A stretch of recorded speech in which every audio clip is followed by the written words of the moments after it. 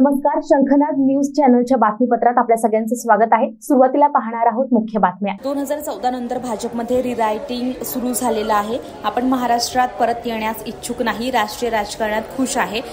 Only राष्ट्र म्हणजे स्पष्ट करतानाच काँग्रेस आणि इतर पक्षांनी दिलेल्या गॅरंटीपेक्षा लोकांनी मोदी गॅरंटीवर विश्वास ठेवला, असं प्रतिपादन भाजपचे राष्ट्रीय सरचिटणीस विनोद तावडे यांनी माध्यमांशी बोलताना व्यक्त केलंय। यापुढेही भाजपचा कार्यकर्ता म्हणून जे काम पक्षाने दिलं ते मी करेल, असं त्यांनी म्हटलेलं आहे। आणखीन बऱ्याच विषयावर त्यांनी आपली प्रतिक्रिया दिली आहे, पाहूयात।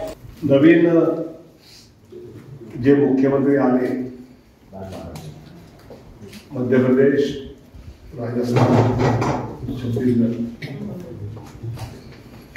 त्यानंतर एक मोठी चर्चा पत्रकार जनतेमध्ये आहे। पण माझं मत आहे की 2014 नंतर रीरायटिंग ऑफ पॉलिटिक्स बीजेपीत सुरू झालं आणि काही खासदार आमदार लढले। त्या आमदार चिंतित आहेत आपल्या नगरसेवक लढवलं नाही की काय।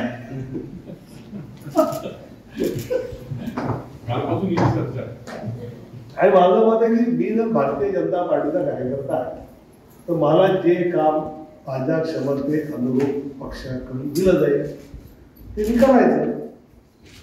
मला असं वाटतं की मी इतके वर्ष नगरसेवक होतो तर मला आता आमदार झाला पाहिजे, इतके वर्ष आमदार होतो मग मला खासदार झाला पाहिजे किंवा मला मंत्री झाला पाहिजे, हे ठीक आहे, मी हे वाटूही शकतो।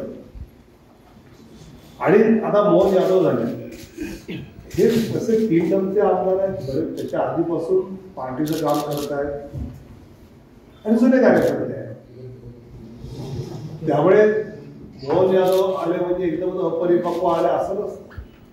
18 वर्ष एक व्यक्ती मुख्यमंत्री झाल्यानंतर ते नवीन आली, नवीन वाटणार की मी राजस्थानला गेलो होतो, आमचे 11 वर्ष महामंत्री आहेत आणि त्यांच्या इतका राजस्थान पक्षातून राजकीय काम करणारा कार्यकर्ता अनुभवी तेच आहे। थोडस असं म्हणता येईल की आम्ही एक रचना करताना एखादी काही ट्रायबल आला, एकीकडे ओबीसी आला, त्या राज्याचं न पाहता एक भाजपचे ओव्हरऑल देशभरामध्ये काय गणित असली पाहिजे। आता मोहन यादव मध्य प्रदेशमध्ये मुख्यमंत्री झाल्यानंतर सगळ्यात जास्त फायदा बिहार आणि उत्तर प्रदेशमध्ये भाजपला होता, तर एमपी मध्ये तसं फार नसतं। पण मला असं वाटतं की मोहन यादव आहे त्याच्यापेक्षा क्षमतावान कार्यकर्ता आहे। एक तो स्टुडंट मुवमेंट विद्यार्थी परिषद माझ्या बरोबरच ते होते, तेव्हापासून पाहिलेल्या उज्जैनच्या कॉलेजचे आंदोलन वगैरे केलेली आहे। पण स्वाभाविकपणे वाटू शकतं की एकदमच प्रस्थापित नाव सोडून मला असं वाटतं की थॉट प्रोसेस ही आहे की पक्षाचं काम सगळ्यांनाच करायचं आणि आपल्याची जबाबदारी जे काम दिलेलं ते आपण करायचं। ही क्लॅरिटी आमच्या सगळ्यांच्या मनात माझ्यासारख्या आधीच होती, ज्यांच्याकडे त्यांची आता या निमित्ताने क्लॅरिटी झाली असंही बघायला हरकत नाही। दुसरं या निवडणुकी पक्षात असं आलं की बाकीच्या सगळ्या पक्षांच्या गॅरंटीपेक्षा मोदीची गॅरंटी ही लोकांना खरी वाटते, कारण मोदीजींनी करून दाखवलेलं आहे आणि त्यामुळे वेगवेगळ्या योजना काँग्रेसने किंवा बाकी त्या राज्यात त्यांनी घोषित केली। पण एक आहे की मतदान करताना सामान्य माणूस तुम्ही निवडणुकीत काय घोषित केलंय याच्यापेक्षा तुमचं आधी 4-5 वर्ष काय राहिलंय। म्हणजे राजस्थानमध्ये विशेषतः गेहलोत सरकारने अगदी त्या टेलरची हत्या होण्यापासूनच्या याच्यावर ना राहुलजी काही बोलले, ना प्रियंकाजी काही बोलले, आणि मग तुम्ही इलेक्शनच्या काळात जाऊन ते बोलला की कुठल्या मंदिरात गेला तर ते कॅच होत नाही।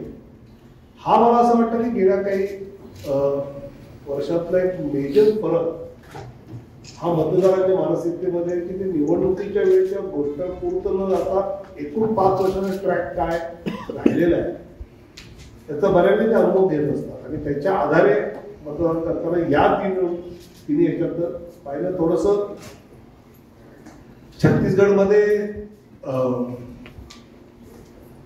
पॉलिटिकल स्ट्रॅटेजी भाजपची त्यामुळे 10-12 जास्त आल्या असतील. सगळेच जण सरकार काँग्रेसचं येणार भाजपचं येणार नाही असं म्हणत असताना आजच्या वेळी माननीय अमितभाई मनसुख मांडले प्रभारी असे बसले असताना त्यांनी हा 52 वगैरे 50-52 असं म्हणलं होतं अजून थोडे जास्त त्याच्यामध्ये आले. तर तिथे निवडणूक स्ट्रॅटेजी म्हणून थोडे आम्ही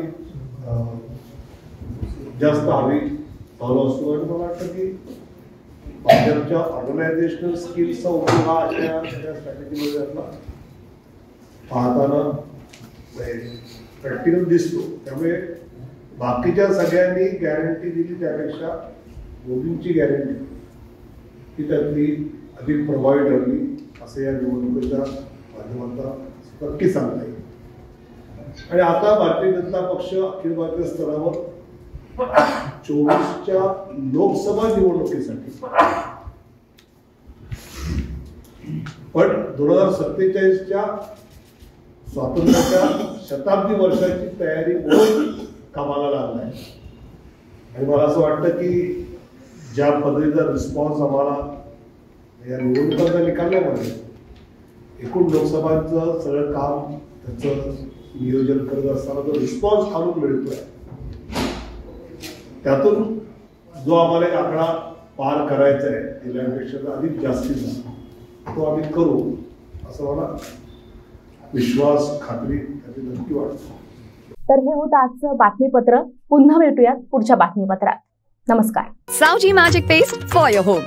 Add the paste to the pan. Just add water and add the chicken. Your delicious chicken curry is ready. Saudi Magic Paste, the easiest way to make veg and non-veg.